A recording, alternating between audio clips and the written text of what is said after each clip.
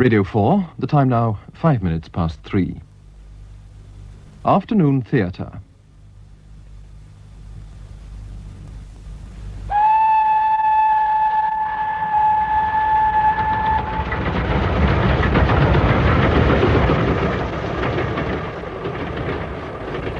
When my rich Aunt Catherine summoned you to see her, you had to obey.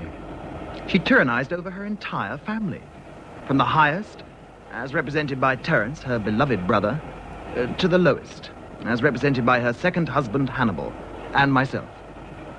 So, when I got her telegram that Friday morning in the summer of 1929, ordering me to set off that very night to spend the weekend with her, I cancelled my other plans and caught the 8:17 from Paddington. After all, having failed at almost everything I'd attempted in my 26 years of life, I had no wish to fail at the important task of being the favorite nephew of an aunt worth, at a conservative estimate, at least $500,000. As the train got closer and closer to Macebury, I prepared myself for a long weekend of business and pleasure. An ingredient I was not prepared for was murder. We present Death of My Aunt, a play for radio by Francis King, adapted from the novel by C.H.B. Kitchin, with David Griffin as Malcolm and John Shrapnel as Uncle Hannibal. Death of My Aunt.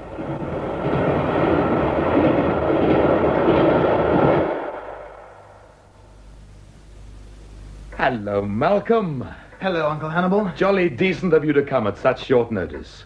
Oh, Dace, take Mr. Warren's bag upstairs, will you, and unpack it. Righto. We won't be needing the car again this evening. Very good, sir. A new face, isn't it? Who, Dace? Oh, he's been with us for some months. But of course, it's a long time since you last paid us a visit. Yes, a new face and a not particularly amiable one. But your aunt thinks the world of him. It's odd, you know, that's how she and I first met each other. I used to drive her myself when I hadn't a man free at the garage. That was just after your Uncle Morris's death, of course.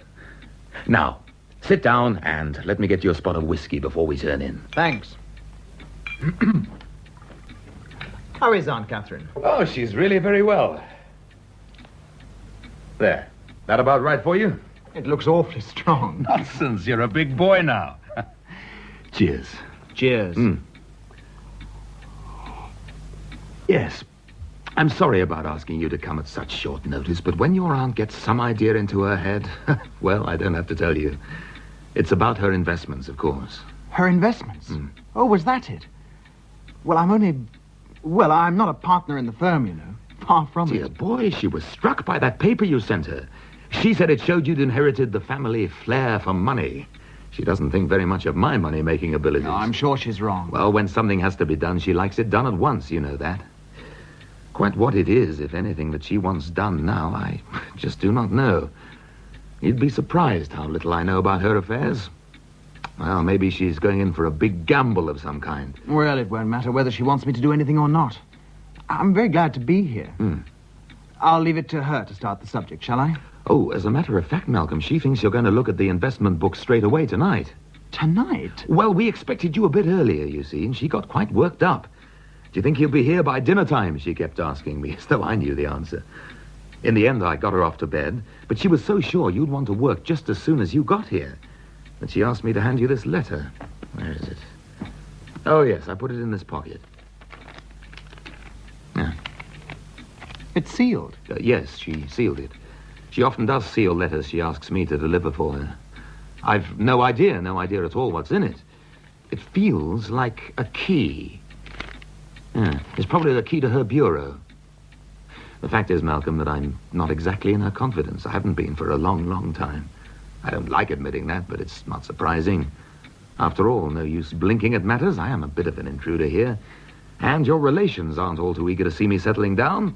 At first, I thought we'd all be good pals, but just lately, well, I don't know. Oh, I'm sure you're mistaken, Uncle Hannibal. Well, you've always treated me very well.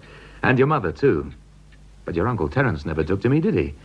I don't blame him, mind you. Cultured man, first-class education, boss of an important firm of solicitors. Anne's different. But then she only married him. She's not one of the high and mighty Carvel family by birth. As for that son of theirs... Don't you and Bob hit it off? You should see the way he looks at me, as though I were some unsavory criminal whose case he had to handle, even though he knew that he was guilty. He's always looked like that at me, too. Oh, it's just his solicitor's manner. I suppose I'll have to go over and see them tomorrow. Well, you won't find your Uncle Terence there. He's been away fishing for the last week in Wales. And Aunt Anne? Oh, she's at home, poor woman. Poor woman? Ah, yes, I suppose you haven't heard. That son-in-law of hers, James, he's got himself into some kind of financial scrape again. Anne got a wire from Augusta in Rome yesterday, and there've been 2, well, perhaps even 3 telegrams before that. She seems to want her mother to go over. But of course, that's out of the question, things being as they are. Why?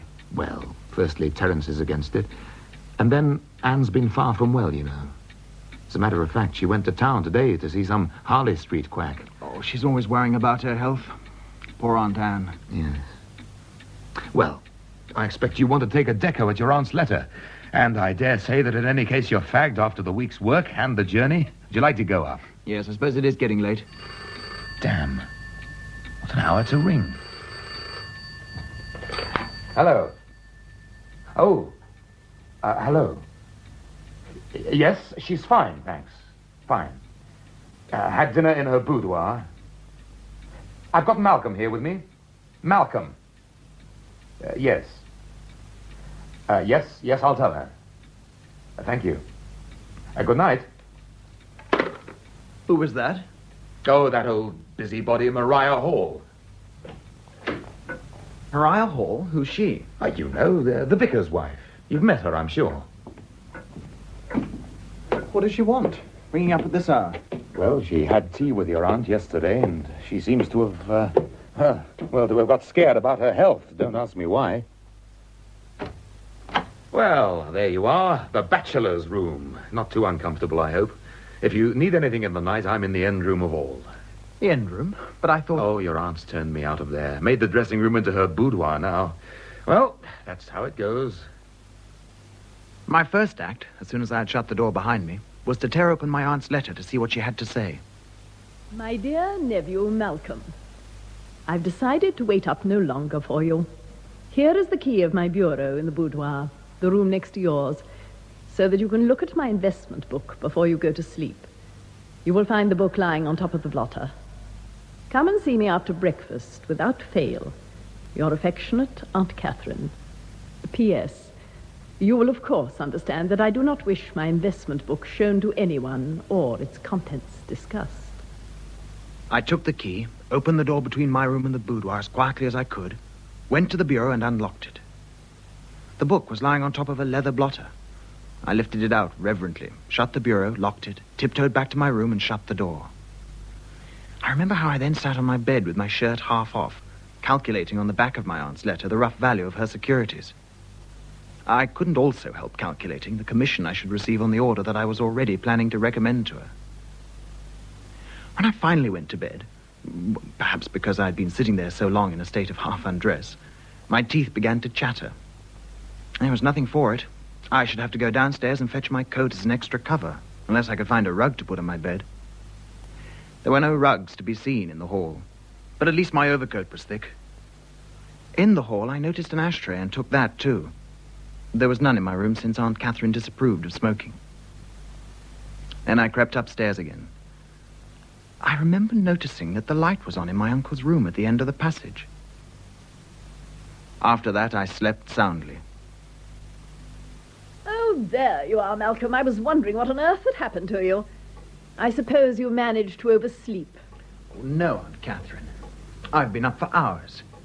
In fact, Uncle Hannibal and I have just returned from a trip to the village. You never asked me if you could have the car. We didn't go in the car. He ran me down there on his motorbike. Oh, that vulgar, noisy thing. It's so undignified for a man of his age and position. And why did you go down to the village instead of coming in to see me, as I asked? I didn't want to disturb you until you'd had your breakfast, Aunt. Oh. And besides, I wanted to buy the Financial Times and the Investors' Chronicle before we had our chat. Also, I needed a nail brush. A nail brush? Well, in the rush, I forgot to pack mine last night. Well, sit down, sit down. Oh, no, not on my bed, on that chair. Throw that book somewhere, anywhere. It's by that man Lawrence. Anne lent it to me. Quite revolting. Aunt Anne's far from well, I hear. Well, you know how she worries about her health. People always come to me with their troubles. When I have troubles, I deal with them myself. There are times, Malcolm, when I find myself just longing to get away from here and from everyone who knows me. I suppose that'll never be. You got my letter? Yes, I have it here. Did you find the book? Yes, I have it here, too. Oh, and here's your key.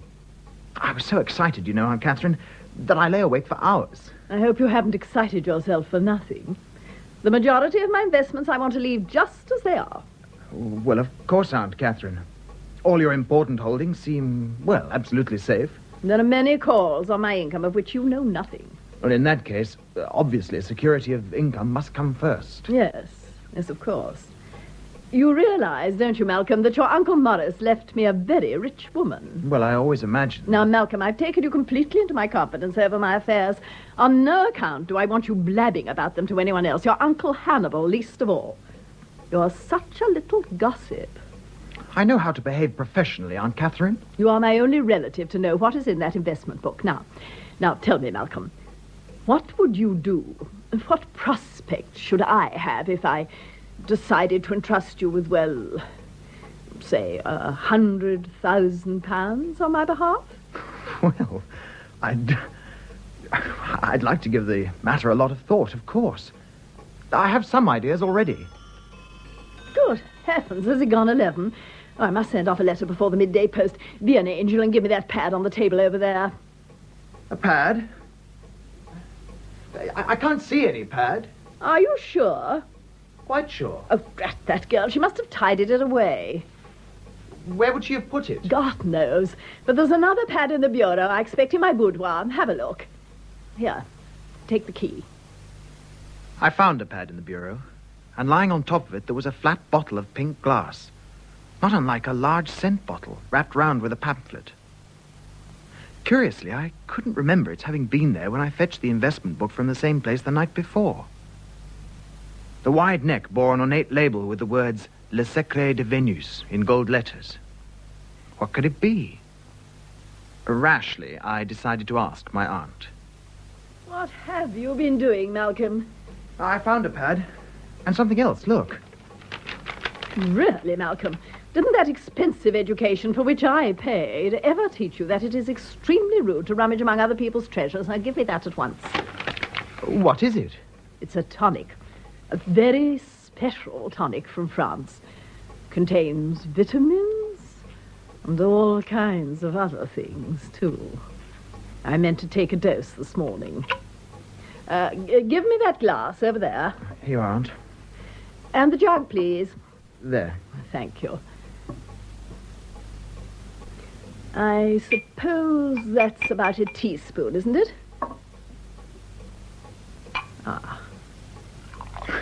Looks like Epsom salts. You can read what it says on that pamphlet wrapped around it while I dash off my note. I'm not sure, though, that it's really suitable for a boy of tender years. Oh, what a horrible taste. But, as the French say, il faut souffrir pour être belle. What do you think of Dace, huh? A great improvement on that slack old fool Page. Dace was in the Coldstream Guards, you know. Oh. I didn't think it was so bitter. Oh, horrible. Oh. Oh! Oh! Will you please sit down, Mr. Warren? Thank you, Inspector. I'm sorry to have to ask you to go over certain details of your story again, sir, but, well, there's no harm in my telling you. In fact, it's my duty to tell you that tests have now confirmed that, as Dr. Matthews suspected, Mrs. Cartwright met her death through poison. Poison? Yes, poison, Mr. Warren. Suspected by the medical gentleman of being oxalic acid, and of having been concealed in a preparation known as Le Secret de Venus. Oh, how terrible. Yeah, I was afraid that the news might come as a bit of a shock to you. Now, Mr. Warren, you told us before that when you mentioned your Aunt Anne, Mrs. Carville, the deceased referred to troubles of her own. Now, have you any idea what they were? None? Well, nothing to do with money. Oh, no.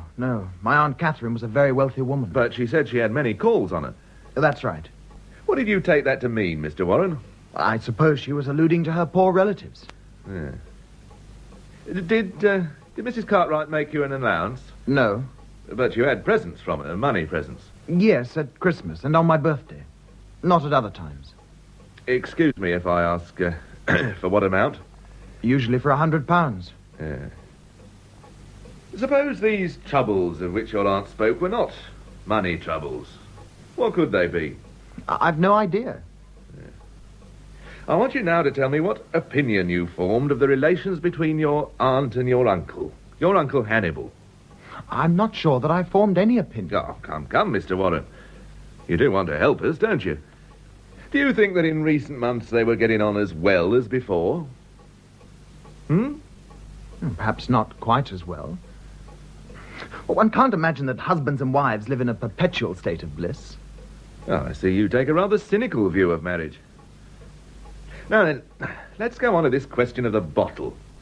Now, you say that you did not see it last night when you opened the bureau. That's right. But that doesn't mean it wasn't there. I may just have failed to notice it. And when you saw it this morning, was it full? Well, I can't be certain. I didn't look that carefully. Was it you who took out the stopper? No, my aunt did. Had she any difficulty in doing so? None that I saw. Very well then, Mr. Warren. I think that's all for the present. Thank you. Oh, by the way, as a pure matter of form, would you oblige me by letting me take your fingerprints, sir? After I had been interrogated, it was the turn of my Uncle Hannibal. Tell me, Mr. Cartwright, was this bureau of your wife's generally kept locked? I think so, yes. How do you mean you think so? Don't you know? Well, it was my wife's private bureau. I never tampered with it. Oh, I see. Where did your wife keep the key to it? In her bag, perhaps. I really don't know. Well, where did she take it from when she put it in the envelope addressed to your nephew? I don't know. I wasn't there. I wasn't even sure that it was the key of the bureau. How did you know it was a key at all? By the feel of it. Besides, she told me she'd arranged for my nephew to get at the book. Well, weren't you surprised that your wife didn't give you the book straight out and ask you to pass it on to him? Not altogether. Why not? Well, my wife was always rather secretive, I suppose I might call it, about money matters. She didn't want people to know how much she had. Not even her husband? No.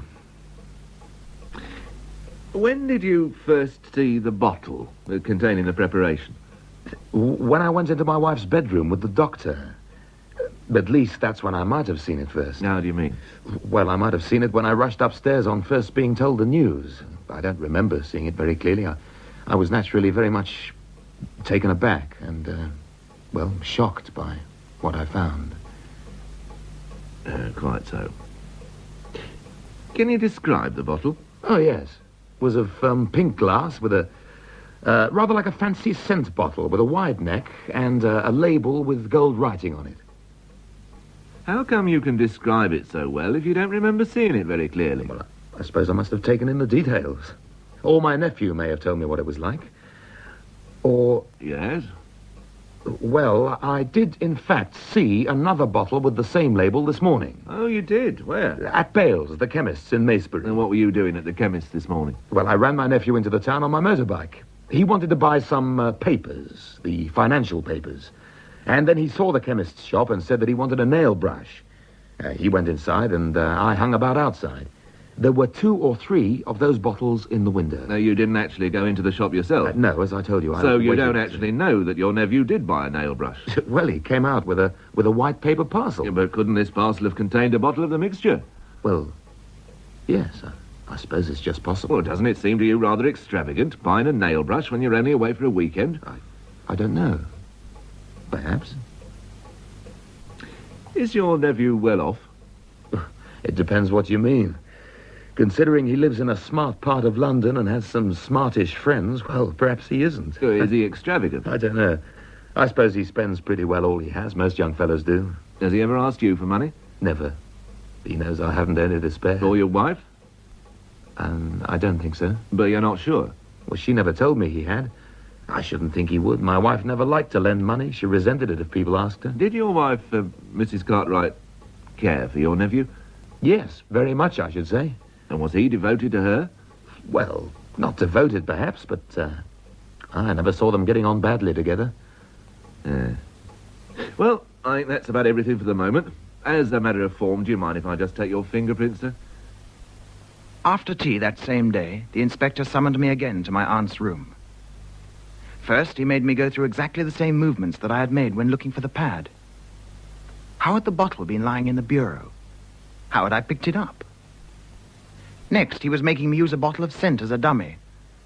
I had to reenact how I had given the bottle to my aunt. Had she touched my hand at all? Had she taken the bottle by its neck? Or lower down? In which hand had she held it? Had she difficulty in pulling out the stopper? I couldn't understand why he should be so eager to get all these details exactly right. They seemed pretty unimportant to me. And eventually my impatience proved too much for me. You know, Inspector, I honestly think I'd be able to help you better if you told me exactly what you're getting at. All right then, Mr. Warren. I'll be quite frank with you. What we are puzzled about is this. When you handled the bottle just now, you made finger marks all over it, except perhaps within an inch or two of the neck. Now here's the snag. On the actual bottle, on the bottle containing the mixture, there's no trace of your finger marks at all. Oh, we found Mrs. Cartwright's prints on the stopper and the neck and lower down, but not one, not a single one of yours. Now, that's a little problem that has us puzzled. Perhaps you can explain it. Well, of course. I've got it. I never touched the bottle containing the mixture at all. You never touched it? What do you mean, Mr. Warren? Well, there was this paper wrapper round the bottle, covering the lower part. I should think it went to within 1.5 inches of the neck. It was wrapped tightly round, and of course, it was that I touched. Good Lord. What became of this wrapper? When my aunt took the bottle by its neck, it slipped out of the wrapper, which remained in my hand. Well, why didn't you tell us this before? It seemed such a trivial detail. And I suppose I was so upset that, well, I forgot about it. And what did you do with the wrapper, can you remember? I must have stuffed it in my pocket, because I pulled it out in the drawing room while waiting for Dr. Matthews. And yes, then I put it on the coffee table. On the coffee table? Yes, I'm almost sure of that. Did you mention the wrapper to Dr. Matthews? Oh, I don't think so. No, it didn't seem important. Did you mention it to... To whom? Well, never mind that now. So, for all you know, the wrapper is still on that coffee table. Yes. Well, let's go and find it. But when we arrived in the drawing room, it was obvious that the wrapper had gone. The inspector nodded at me curtly. That'll do for the moment, thank you, Mr. Warren. Through the window of the sitting room, I had already glimpsed Aunt Anne, always a favorite of mine, walking with Uncle Hannibal in the garden. I hurried out to join them. Poor Malcolm. This must all be dreadful for you. Yes, I do feel rather shattered. I've just had my 3rd interrogation. Oh. But do you think they want me again, too? They didn't say so. They're conducting a kind of search party. A search party? What for? A wrapper that was around that bottle and has now disappeared. A wrapper? Well, perhaps I'd better go and see them. One never knows. Well, goodbye, Anne. And thank you for coming to cheer us up. Goodbye, Hannibal. And try not to worry. Oh, poor pet. It's all very well to say that to him, but he's always been the worrying kind under that calm manner of his. I sometimes think it would have been far better for him if he'd never met Catherine and got mixed up with us at all. Aunt Catherine was never very nice to him, was she? Except at the beginning. Sometimes I used to feel quite embarrassed just to hear her tone. I've telegraphed to Terence. As you've probably heard, he's away fishing in Wales. He will be glad to have somebody who knows about the practical side of these terrible affairs. In many ways, poor Hannibal is so utterly innocent. Oh, I've wired to Bob, too. I should think he'll catch the train tonight. I'm lucky, I suppose, to have such an extremely efficient husband and son. I can always leave them to cope with things. I'm not a coper at all, and neither is poor Hannibal. Aunt Anne? Have you any idea when Catherine could have bought that bottle of hers? Oh, yes, on Friday morning. How can you be so certain? Well, I went to see her that day, very early before I set off for London, and she was full of this quack mixture. Some friends of hers had told her about it. It eliminated wrinkles and brought colour to the hair and, oh, did wonders for one's sex life. She'd seen a bottle at Bales and was going into Macebury to buy it that very morning. Well, so you knew the stuff was in the house last night? Do you realize that you may be the only person who knew that? Hardly. At least one other person must have known it too. The person who used his or her knowledge to do this ghastly thing. I suppose Dace drove her to Macebury. That revolting creature. Yes, I suppose he did. So he would have known. Yes. Tell me, Malcolm, honestly. How far do you think that the police suspect poor Hannibal? About as much as they suspect me. We both had splendid chances of doing it, and we both had motives. Oh, Malcolm. As long as there are two of us equally under a cloud, I don't think we'd be in a hurry to arrest either. And when one is cleared... Oh, I don't see how either of us can be cleared until the real murderer is caught. Oh, but that's terrible. A consciousness of innocence is a great comfort, you know. I suppose it couldn't have been suicide. Well, it's physically possible that Aunt Catherine put the poison in the bottle herself, but everything else points the other way. Do you think I ought to go to the police and tell them what I know? And sooner or later, they'll certainly ask to see you. And there'll be questions, endless questions, like the ones I've had to put up with. Oh, such as? Well, did you buy the medicine for Aunt Catherine? Did you visit the house again after your day in London? What do you know about my relationship with Uncle Hannibal and Uncle Hannibal's relationship with Aunt Catherine? Yes, it'll be tedious, I see. And what am I to say about Hannibal and Catherine? I suppose they imagine that all proper husbands and wives dote on each other. Well, I should just say that, as far as you know, Uncle Hannibal and Aunt Catherine always got on very well together. Yes. I tried to give them a more truthful answer than that, with the result that the inspector accused me of taking a cynical view of marriage. Oh, dear. Tell me, Aunt Anne, do you think that Uncle Hannibal suspects me? Oh, of course not. Do you suspect him? I can understand the police suspecting him. Yes, but you... Well, in some ways, I don't see how I can help suspecting him. Poor Hannibal. Oh, Aunt Anne, please, don't do that. Oh, forgive me, Malcolm. I don't know why. I suppose I'm more affected than I thought I was. Aunt Anne, is everything all right with you? All right? Well, I gather you had to see some Harley Street man on Friday. Oh, yes, that's right. I get very nervous about myself at times, you know that, but... Well, I was reassured. Nothing serious. I'm awfully glad to hear that. I've also been worrying about Augusta. Augusta? Well, she's not ill, is she? No, not ill. Pregnant. Well, that's nothing to get worked up about, is it? Or do you dread becoming a grandmother for the first time? Oh, no. Good gracious, no. But, well, this is the worst possible moment for something like that to happen. Why? She and James are in a bad way financially. I thought he had a lot of money.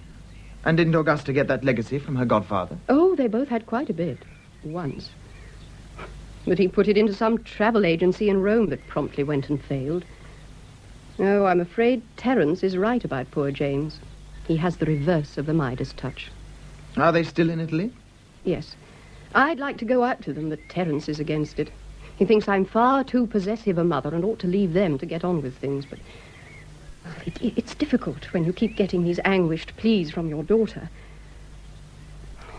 Oh, I do wish Terence liked James more.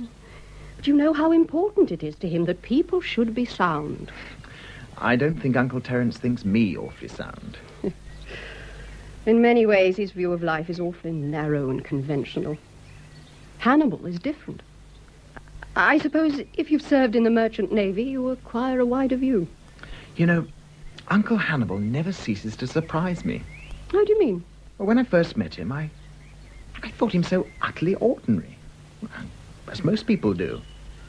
But bit by bit, I've come to see that, in fact, he has all kinds of hidden complexities and depths to his character. Oh, you're so right about that. So right. And as you say, most people never see them.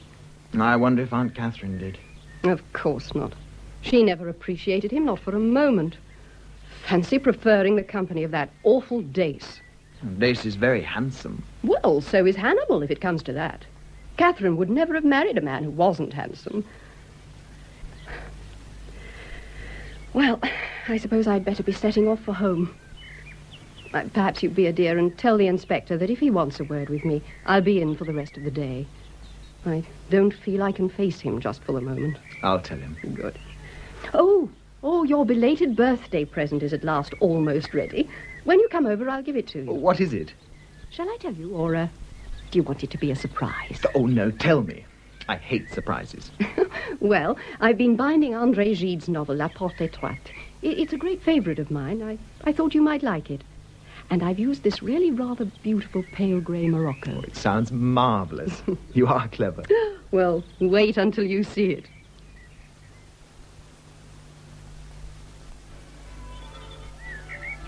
The next day was Sunday. I was wandering in the garden after breakfast when I saw my cousin Bob, Aunt Anne's son, coming through the gates. Bob! Hello, Malcolm. I can't tell you how glad I am to see you. I was only saying to Uncle Hannibal at breakfast that it was essential for us to have a solicitor. You and Uncle Terence acted for Aunt Catherine, didn't you? In most things, yes. But when she wanted to keep something secret from the family, well, you know how she was. Presumably, you drew up the will. No, that was done by a little man called Smolt. Quite an able fellow in a way, though hardly out of the handkerchief drawer. As a matter of fact, I've just come on from his office after a little chat. He told me a good deal. About the will, you mean? Yes. Well, Catherine apparently made her first will, or rather her first will after Hannibal came on the scene, a few days before her marriage. I gather that in it almost all her money was left to him. That will was revoked some 8 months ago, and Catherine then made a second will in which she was far less generous to her beloved husband. 2 months ago, she made yet another will. And what were the terms of that? Far more satisfactory from our point of view. You and I are the executors, and for our trouble, we each get £1,000. After a host of little legacies, you know the kind of thing, the estate is then divided into 10 parts. 3/10 to your mother, 3/10 to my father, 2/10 to charity, and 1/10 each to Hannibal and Augusta. 1/10 to Hannibal? But that's disgraceful. I mean, when death duties and the legacies have been paid... I had no idea you were so attached to the Carthaginian. Well, after all, it's only fair that one should pay for one's pleasures. And there's no doubt that the Carthaginian, as you and Uncle Terence chose to call him, was a great pleasure to Aunt Catherine for 18 months after her marriage. And for several months before it. Does Dace get anything? 400. He's the unlucky one. Aunt Catherine evidently thought she was not being generous enough to him and too generous to Hannibal, and on Friday wrote to Smolt to ask him to prepare a new will for her. According to that will, Dace was to get that 1/10 of the estate and Hannibal nothing whatsoever. She was going to call and sign this new will sometime next week. Oh, look, there's Hannibal now. I don't care to speak to that bounder. Oh, Bob, you must. Hello, Bob. Your mother said you'd be over sometime this morning. I've come round in my professional capacity as representative of Aunt Catherine's solicitors. I see. I don't know if all her private papers and money are locked up. If not, they ought to be. Well, most of her private things were in the bureau in the boudoir. The police have the key of that and of the boudoir itself. There may also be papers in the drawers of her desk in the sitting room. Locked, I take it? Yes. Where's the key? I think the police must have it. I should like to be sure that no unauthorized person can gain access to those drawers. Why the hell are you taking it on yourself to make these arrangements? I should have thought the job was either mine or the police's. After all, I was married to your aunt. I am here, as a matter of fact, as the executor of my aunt's will. Are you the only executor? No, Malcolm's the other, but I'm sure he'll appreciate it if I say that he has no professional status. Why, you're a bloody conceited idiot! Would you mind not shouting at me? I'm not used to this kind of ill-bred, vulgar way of...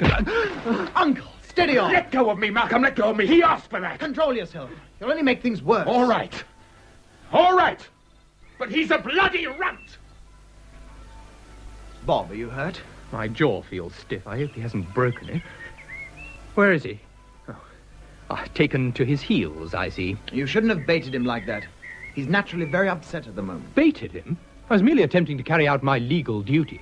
I really think this is a matter to report to the police. We can't have him tampering with justice. Tampering with justice? How's he doing that? By not letting me ensure that Aunt Catherine's effects are in safekeeping. He's done nothing to prevent you. We can go in now, if you like. I think I've done all I'm called upon to do. As I passed through the hall, after saying goodbye to Bob, I met Dace. They've just sent me in again. They don't seem to remember the questions they've asked once already. I felt like telling them that if their memories were so bad, they ought to take some notes. It's a rum do, isn't it, sir? What sort of questions have they been asking? Well, I suppose it's all right to tell a third party. Well, don't if you feel you shouldn't. This bottle of the mistress's.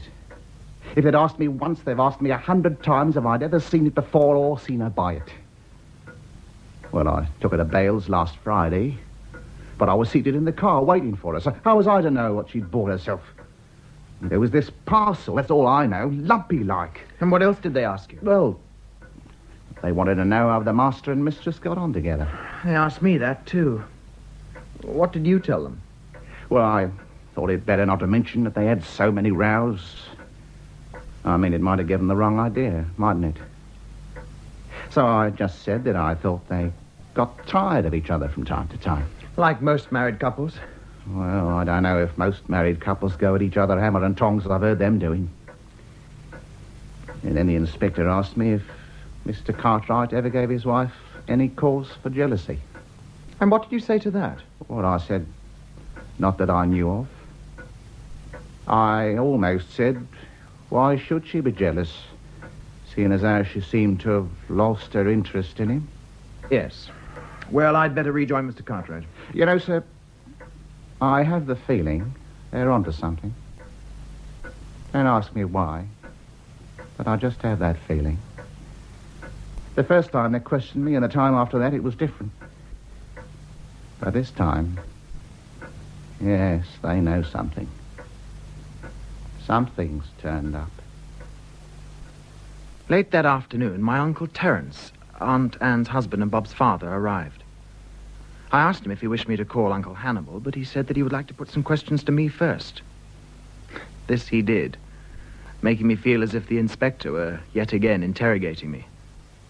Then, with his usual ponderous manner, he delivered his judgment. To my mind, Malcolm, the case is a simple one. Simple, Uncle Terence? Yes, simple, Malcolm. I'm afraid there are many homes that seem superficially harmonious and united.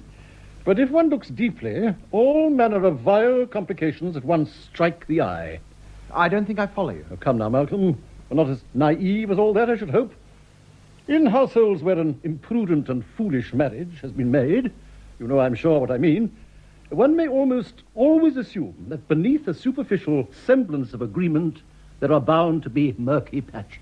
Well, I'm sure that Aunt Catherine and Uncle Hannibal must have had their differences from time to time, but at the same time... I like your loyalty, Malcolm. It's a quality I've always liked in you.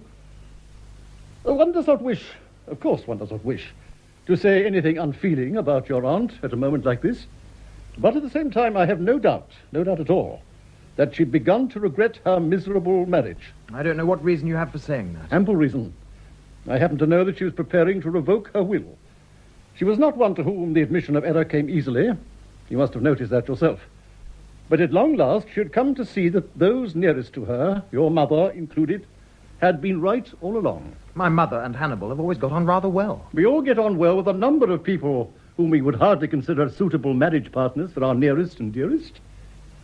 Well, all we can do now is to avenge her death. It will give me the greatest satisfaction. I am not speaking vindictively here. When the guilty person has been brought to justice. I don't much care for the idea of vengeance, Uncle Terence. But I agree with you completely in hoping that everything will soon be cleared up. If no one we know is involved, so much the better. No one we know? I'm afraid, Malcolm, you're simply blinding yourself to the facts. The facts? What are they? That's what I'm continually asking myself, and what the police are no doubt continually asking themselves, too. I use the words facts rather loosely, I concede. I was referring to 3 important things in a crime of this nature: motive, opportunity, probability. By probability, do you mean, well, murderous disposition? And that is not the expression I might myself have chosen, but by and large, yes. Now, it's quite clear to me that no member of your family or mine would commit a murder. That wouldn't count for much in a court of law, would it? No, I agree with you there. But when we look at the case rationally, unhampered by the rules of evidence, we can, I think, venture certain conclusions. And we are justified in looking for evidence to fit those conclusions. Well, what conclusions do you mean? Now, come, Malcolm. If you don't know what conclusions I mean, then I'm afraid that this whole conversation of ours has been wasted. Well, I suppose I'd better toddle along and have a word with the inspector. I have one idea which I hope to follow up. I hardly expect it to yield any result at this late stage, but no stone must be left unturned. As I lay in bed that night, my mind began to weave improbable plots. Improbable, but not impossible. Suppose that, by some extraordinary means, Uncle Terence had contrived to enter the house on Friday. Suppose that he had some confederate. Dace was the most likely person. Of course, he would have to have known that Aunt Catherine intended to buy that bottle at the chemist. And then he would have to have substituted a poisoned one for the one that she had bought. Yes, it was improbable. But it wasn't impossible. The case against Hannibal, on the other hand, was less far-fetched. It was greatly to his interest that Aunt Catherine should die before she had cut him entirely out of her will. She had told him of her purchase of the tonic, and the arrival of his nephew had provided him with the perfect opportunity to shift the guilt onto someone else. Eventually, I could stand the uncertainty no longer. I threw back the bedclothes, hurried into my dressing gown and slippers, and made for my uncle's room. Uncle Hannibal! Uncle Hannibal! Uncle Hannibal, are you asleep? What the devil? What's going on? I'll put on the light. Malcolm! Well, what time is it? Good God, it's 20 to 4. I'm sorry, Uncle Hannibal, but I simply have to thrash this whole thing out. Thrash what out? This whole business of Aunt Catherine's murder. You realize, don't you, that the police must have two chief suspects? Myself and you. Us? Well, who else? It never struck me for one moment that anyone could possibly suppose that you might have... Look at the facts. Or rather, look at how they might appear to one of those unsympathetic policemen. I really think you're getting yourself needlessly worked up. Just imagine how they see me. Now, since living in London, I found my expenses increase with my opportunities for spending. Although I'm not at present in debt, I've been eager for some time to live on a different scale. Oh, we all know that's tosh. You're just not the kind of character who... We may know, Uncle. We may know, but they don't. So much for motive. Now for opportunity. Supposing I'd managed to obtain some oxalic acid crystals. Well, there's not much difficulty in that. And when I came down this weekend, I brought them with me, just in case I had the opportunity of using them.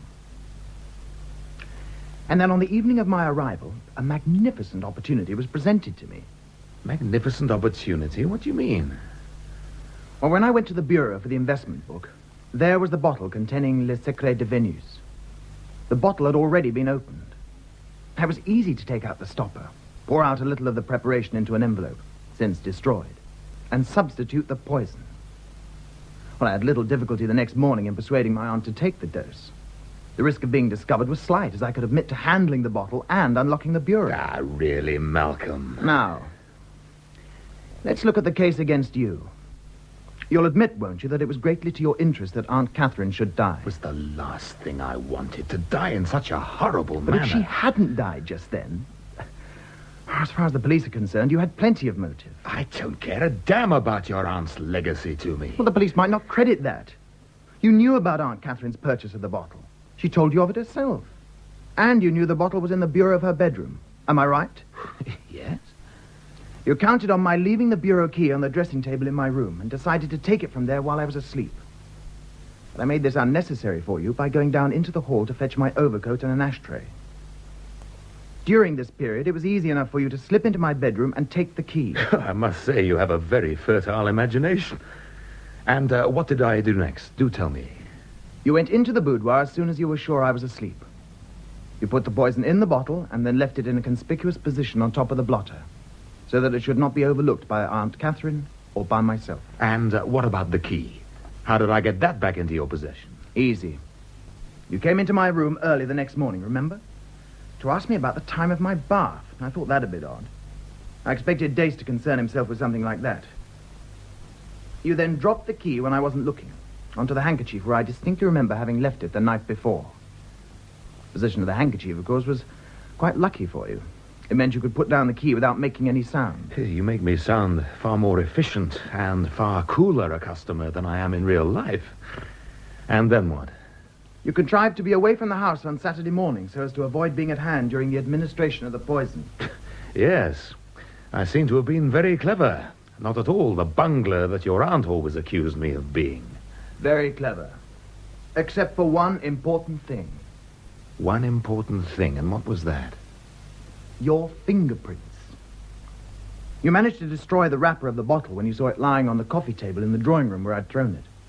But what you don't know, and what you can't know until the police tell you, is whether you left any prints on the neck. You make me look as guilty as hell the way you tell it. Well, the facts are pretty damaging, Uncle Hannibal. Oh, Uncle Hannibal, please. Please tell me the truth. You are innocent, aren't you? It's hardly likely that I'd say no if I weren't. But as a matter of fact, I am. Don't you believe me? Yes. Yes, I do. I do. I just can't imagine. Well, you're not the kind of person. You must admit that a lot of the evidence... It looks as though someone had forged it. I mean to put the blame on you. Well, I see a good deal's got to come out that I'd preferred to have kept secret. I suppose there's a woman in it? Yeah. Yes. You know all about my marriage to Catherine. I suppose she was, well, infatuated with me, and though I was never really in love with her. Not really. Well, I thought she was fun to be with. And I wanted to settle down after being a rolling stone for so many years, and, well, it seemed that it all might work out. But it didn't. It just didn't.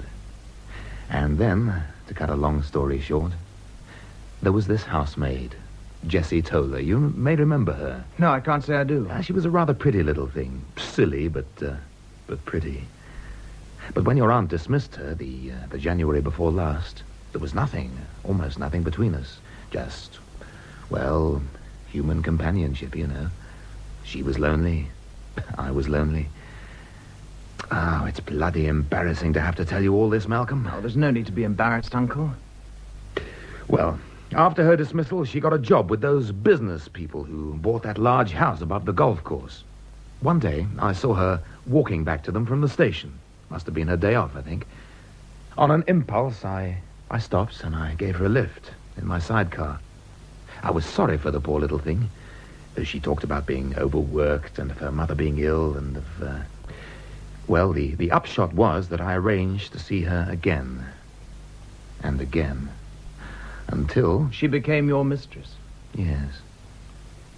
We used to walk out on the links. But it couldn't happen more than 6 or 7 times. And then suddenly, she changed, overnight as it were. She refused my lift, talked a lot about the danger of not keeping to one's station in life. I never saw her again. It was 4 or 5 days later that the first letter arrived. Blackmail? Yes. From her brother, name of Alfred. He said that Jessie was going to have a baby and demanded £200 for nursing expenses and compensation. I could hardly believe it. I'd always been so careful. What was the address? Oh, little tobacconists near the golf club. The old woman in charge of the place either couldn't or wouldn't tell me anything. But I learned that this brother, this Alfred, he'd been a caddie at the golf club until about 3 months before he'd been sacked for pinching something from someone's locker. No one knew what had become of him since. You didn't send him the money, I hope? No. I even wondered whether to go to the police. Aunt Catherine wouldn't have liked that. Well, that's what I thought. So I did nothing. Until about 10 days later, another letter came. And what did that say? I had exactly 1 week to pay up. Otherwise, Catherine would be told. It was 2 days after the arrival of that letter that both the letters vanished. Vanished? Yes. From the attaché case in which I kept them locked up. Anyone could have forced the case open with a suitable key or with no key at all. Do you think that Aunt Catherine... Well, it was unlike her to do her own dirty work, so I decided that probably Dace had done it for her. He'd suddenly become much more insolent than usual to me. Well, I searched Catherine's bedroom and the drawers of her desk in the drawing room with no success at all. So I decided that probably the letters were in the bureau in the boudoir. And that means you did take the key from my room. Yes, you were right about that, absolutely right. I heard you make your way downstairs, and at once I nipped in and found the key and shot out again. And did you find the letters? Yes. They were in one of the pigeonholes of the desk. I remember seeing the bottle. One could hardly help seeing the bloody thing. But I never did any more than just move it a fraction out of my way when I was searching. I never opened it or tampered with it at all. And the wrapper? I never thought about the wrapper. My fingers may have touched it, or they may have touched the neck, or they may have touched both. I honestly can't remember. I put the wrapper on the coffee table in the drawing room. It's disappeared. Did you? Well, if it was lying there, I was so dazed that I didn't take it in. If you didn't remove it, then the question is, who did? I don't know, Malcolm. I just don't know. Now, who had the opportunity of taking it? Obviously, I had, but I didn't. You had, but unfortunately, or it may have been fortunately, you didn't. Who else? Any of the indoor staff? At first, it looks as if the person who took the wrapper must have been the murderer. I suppose that anyone who left prints on the wrapper must have left prints on the bureau. Yes, I should think so. Except, of course, for the assistant of the chemist and Aunt Catherine herself. So if, as I imagine, the murderer somehow destroyed the wrapper, then the police will have at least 3 sets of prints on the bureau. Yours, mine, and those of someone still unknown. With no wrapper to rule any of them out by negative evidence. Well, you've accounted for your prints, and probably they believed you, whereas I lied to them. Well, you had a good reason for your lies. And when they come out, well, they oughtn't to weigh much against you. Malcolm, do you think I should make a clean breast of the Jessie business right away? No. Better to wait until you've seen a solicitor. My own inclination is to suspect Dace of having taken the wrapper, just as we're also pretty certain he stole the letters. But do we suspect him of having poisoned Aunt Catherine? I should like to. So should I. Why should he do it? Does he get a legacy? Yes. But I happen to know that if Aunt Catherine had lived, he would have got a far bigger one. And me, much less. Yes. That looks bad. It would be one of life's little ironies if Dace knew nothing about the increased legacy and killed Aunt Catherine before she had time to make it legal. But it seems more likely that he did know about it. Why do you think that? Well, if he stole the letters for Aunt Catherine, they were obviously in league together, and she probably told him of her intention to cut you out of her will and reward him handsomely. In which case, I can't for the life of me see why he should murder her. But if he didn't murder her, then why do you suspect that he took the wrapper? Why should he want it if he was innocent? After all, by taking it, he probably put his own fingerprints on it, and that would be awkward for him if the police got hold of it. Is it possible that he'd been searching the bureau for something else, and so touched the bottle? Well, I can't imagine what. Oh, I don't know. I think that's as far as we can go tonight. Perhaps we should try and get some sleep. Shh. What? Didn't you hear something? No? Outside the door. Wait here. What the... Dace! What are you doing here? I saw the lights, sir, and the voices. I wondered if everything was all right, sir. Quite all right, thank you, Dace. Oh, well, in that case, sir, I'll go back to bed. Good night, Mr. Cartwright. Good night, Mr. Warren. Uncle Hannibal and I went to bed soon after, but it was a long time before I slept. How much had Dace heard? Had he taken the letters? Had he also murdered Aunt Catherine? If so, what was his motive? I finally fell asleep towards dawn, and it was after 10 when Dace came into my room. I thought it best to let you lay as long as you wish to, sir. Shall I draw the curtains, or would you prefer... No. No, please draw them, Dace. Very good, sir. Yes, that's fine. Would you like your breakfast up here, sir? No, thank you. I'll join Mr. Cartwright, unless he's had his breakfast. Mr. Cartwright's gone, sir. Gone? What do you mean? Well, Inspector Glaze called about half an hour ago, and they went away together. The inspector asked me to ask you to call at the police station at your convenience sometime this morning. How do you mean Mr. Cartwright went away with the inspector? Was he... Did he take any luggage? Yes, sir. They went to Mr. Cartwright's room and came down with a suitcase and set off in the inspector's car. I see. Right. Well, I'll have my bath now. And after that, perhaps you bring up my breakfast for me. And then I'd like to be driven down to the police station. Very good, sir. Good morning, Mr. Warren. Good morning, Inspector. I hope I haven't put you out by asking you to come here. No, not at all. Mr. Cartwright told me that you've gone to bed very late, and so I thought you'd rather sleep on than have me disturb you. It was very thoughtful of you. Is Mr. Cartwright... I'm afraid that Mr. Cartwright is now under arrest. Under arrest? I'm afraid so. But I didn't bring you all the way here just to tell you that. No, what I wanted to say is that you're now at liberty to go anywhere you wish, provided that you leave a note of your whereabouts with me, and provided also that you attend the inquest on Mrs. Cartwright at 2 o'clock tomorrow afternoon. Am I to take it, then, that you no longer suspect me? Isn't that rather like asking me whether I've stopped beating my wife, sir? Well, I was a suspect, wasn't I? Oh, now, you must remember, Mr. Warren, that the police always examine a case of this nature from the side of facts, not persons. The first facts we struck, well, yes, they did seem to involve you. After all, you were the only person present when Mrs. Cartwright swallowed that fatal dose. But now, well, I may say that now the facts don't point to you at all. I'm very relieved to hear that. Of course, we're always on the lookout for new facts. We're never above owning up to a mistake. I can't say where they may lead, but for the present, you're well outside the picture. Can I see Mr. Cartwright? I don't see why not. Here, I'll get somebody to take you down. Hello, Malcolm. How good of you to come. Hello, Uncle. As soon as I get out of here, I'm going to telephone to my mother's solicitors to send someone down. I don't really think we want Uncle Terence handling your defense. Oh, God forbid. Oh, I'm sure we'll be able to straighten things out in no time at all. I hope you're not worrying them too much. Well, it's damned hard not to worry. You'd probably like something to read. And what about cigarettes? Oh, I've enough of those for the present. But, Malcolm, I don't want to drag you or anyone else into this mess. But it's you that have been dragged in. They haven't turned you out of the house, have they? Oh, heavens no. But your room's been locked up. I wanted to go and see if it contained all that it contained last night. But I couldn't get in. I suppose if there was something you really needed, they'd let me in under escort. Yes, perhaps. I'd rather you didn't trouble. I feel I don't want to see the place again, and I'm sure you don't either. By the way... Yes? Have you heard anything more from the vicar's wife? Maria Hall? Why on earth should I? I've been a little puzzled by that telephone call. When did she telephone? Don't you remember? You can't have forgotten. The night I arrived on Friday, just as we were going up to bed. Oh, yes, of course. No, that was nothing important. Just to ask how your aunt was getting on. But why did she want to know? As late as that? It's been puzzling me. I haven't an idea. Was there any reason for her to suspect that Aunt Catherine might not be well? Oh, no.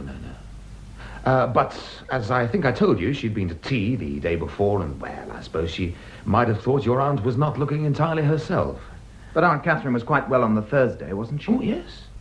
As far as one could judge. But there's no accounting for the ideas that get into the heads of these old women. Maria is known to be a fusser and a busybody. I don't think I've met her. Well, you haven't missed anything. Sorry, sir. I'm afraid your time's up. Very well, officer. Sorry, Uncle Hannibal. It seems to be that. Anyway, it's been a comfort to have this little chat with you. Try and take things calmly. Everything that we can do will be done. Oh, and we'll get you out of here in no time at all. Well, I hope to God you're right. As I was escorted away from the cell, I was still thinking about Maria Hall. Why did she telephone? And had it in fact been her who had called? The bell had rung and my uncle had spoken. I had not been in a position to hear the voice at the other end. When Hannibal had sworn his innocence to me, he had, well, God knows why, at once convinced me. But when he had said, refusing to meet my gaze, that yes, of course, he remembered a call from Maria Hall, somehow I knew that he was lying.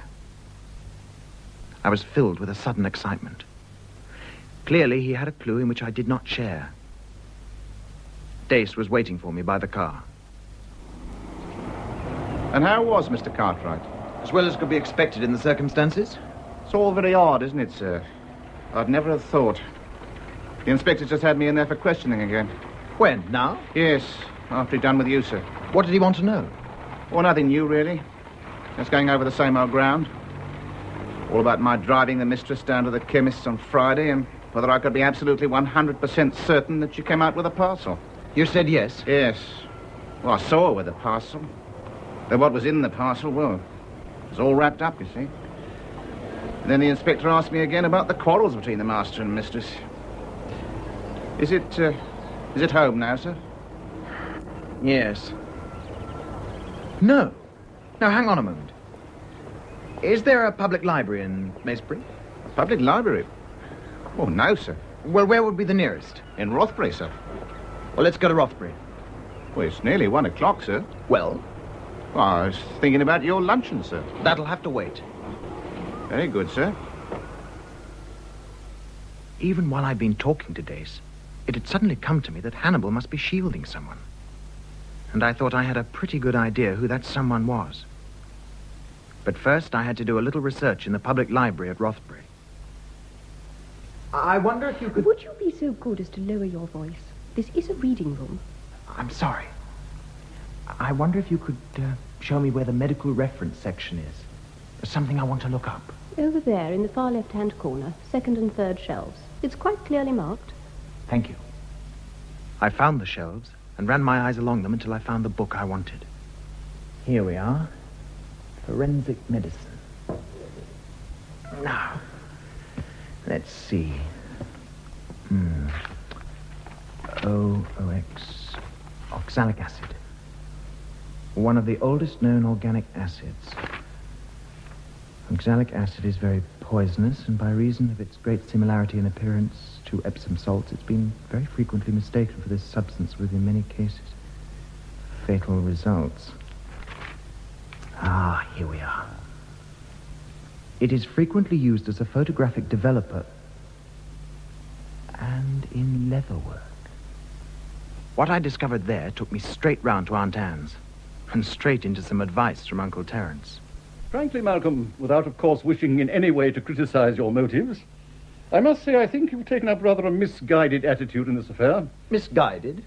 How do you mean, Uncle Terence? It was, I have no doubt, a generous motive that led you to leap to Cartwright's defense, visiting him this morning and getting him a lawyer and so forth. But I may tell you, speaking as a lawyer myself, the case seems to me to be conclusive. Absolutely so. Conclusive? I really can't agree with you. I dare say you're unaware that one little piece of evidence, hitherto wanting, has now been supplied. What piece of evidence? Hannibal's fingerprints have been found on your aunt's bureau and on the neck of the bottle from which she drank the fatal poison. There's a reason for that. A reason that has nothing to do with murder. He went to the bureau and may have touched the bottle while he... Yes? For the moment, I'd rather not say anything further, without Uncle Hannibal's permission. It strikes me as rather odd, Malcolm, that you should prefer to take sides with this intruder against your own flesh and blood. I'm sure your mother would agree with me. You realize, don't you, that when the sentence is eventually pronounced, you'll be seen in a very ugly light if you persist in aiding Hannibal's defense. I happen to believe that Uncle Hannibal is innocent. A somewhat eccentric belief. Well, look at the facts, dear boy. Just look at them. Let me give you some idea of how tomorrow's inquest will go. First, you will be called and fully examined as to your story. From some little hints that have been dropped, I gather that your evidence to the police is by no means entirely favorable to Hannibal. Next, the two doctors will give their testimony. Death by poisoning, oxalic acid. The family, and perhaps Dace, will give evidence of Catherine's state of mind, so making suicide most unlikely. The shop assistant will next testify to the purchase of the bottle on Friday, and the inspector and the fingerprint men will say how they found Hannibal's prints on the bureau, inside the bureau, on the blotter, and on the neck of the bottle.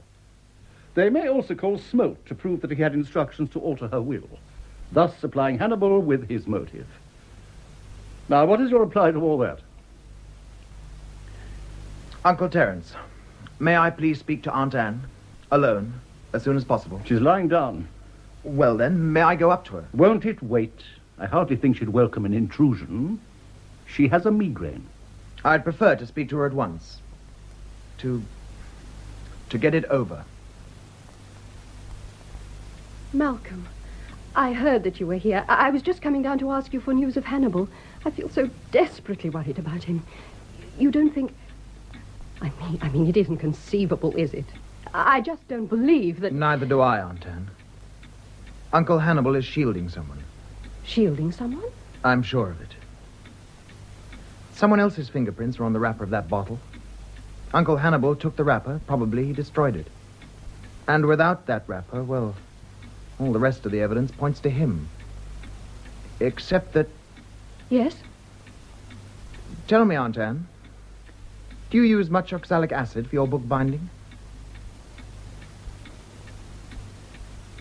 So you've guessed. Yes, I've guessed. And I've guessed right, haven't I? But how did you possibly? Well, as I said, I realized that if Uncle Hannibal were innocent, as I was certain he was, then obviously he was shielding someone. And it seemed to me that the most likely person for him to wish to shield Was me. Yes. You've been having an affair, haven't you? Do I have to answer that? Well, it's not really necessary. I think I knew from the first moment that I saw the two of you together on the morning of Aunt Catherine's death.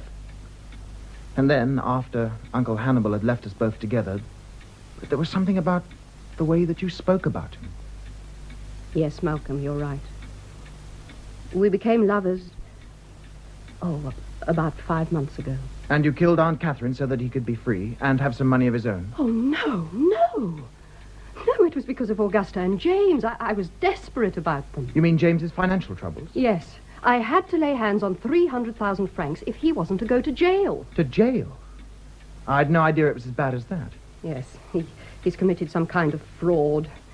Oh, I'm sure he'd no idea what he was doing, poor boy. You know how feckless he is. And Uncle Terence refused to help. I don't have to tell you how he disapproved of the marriage and of their decision to live out of England. And James never made any secret of finding poor old Terence pompous and silly. So when I approached Terence, well, Augusta was too terrified to do so herself.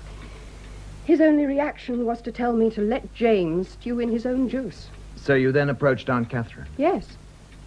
As you know, I have no money of my own. But though she was full of advice, most of it highly critical of James, she wouldn't lift a finger either.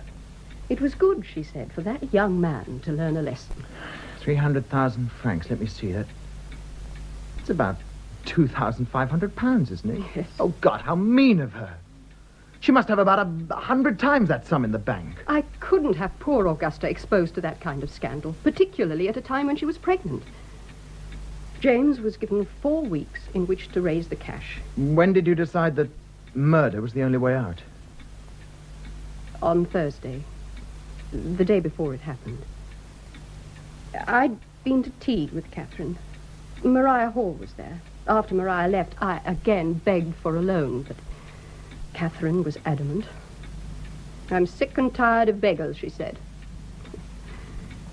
Then she said that I wasted far too much money on seeing doctors about imaginary ailments and advised me to take this tonic, this new tonic that had been doing such wonders for her. You mean she already had a bottle on the Thursday? Yes. She told me to take a look at it in the bureau and then promised to buy me a bottle the following day. That was the bottle she got from the chemist's here. The other bottle had come from London. And you put the oxalic acid in the bottle on the Friday? Yes. I went to see Catherine again and asked if I could have a dose of this mixture to try. She was in bed. I said I'd put some of the crystals in an envelope and take them home with me. She gave me the key to the bureau, and after that, well, it was all plain sailing. You'd brought the oxalic acid crystals with you? That's right. I emptied out some of the crystals in the bottle, and then I replaced them with those that I brought. And yours was the telephone call that was supposed to have come from the vicarage, from Maria Hall? Yes. By Friday night, I expected to hear news of Catherine's death. When no word came, I couldn't resist ringing up the house. Hannibal must have removed the other bottle, the one Aunt Catherine brought for you on Friday, from the chemist in the village. Yes. And that gave me an alibi. The police assumed that bottle, the second bottle, was the one in which the poison had been placed. And of course, I'd not been near the house since its purchase. And Hannibal also destroyed the wrapper with your prints on it. I suppose so. So he knew? Yes, he knew. He must have known, must have guessed. And he decided to take the blame. But I can't let him. I can't let him. It's so brave of him, so unselfish, but I can't. I can't let him do it. Do you want to come to the inspector with me? I've not slept a wink since I realized that he was the one that they suspected. And now they've actually arrested him, and everything looks so black. I've written out a confession, Malcolm. It's here in my desk. I've written it all out, everything I've told you, and I've signed it. I can't allow Hannibal to do this for my sake. He's such a fine man. And you were clever enough to see that. Whereas Terence and Bob, with their silly snobbery and prejudice. Here, let me give it to you. It's here in the bureau. It's just here. Aunt Anne! Don't do that! Don't!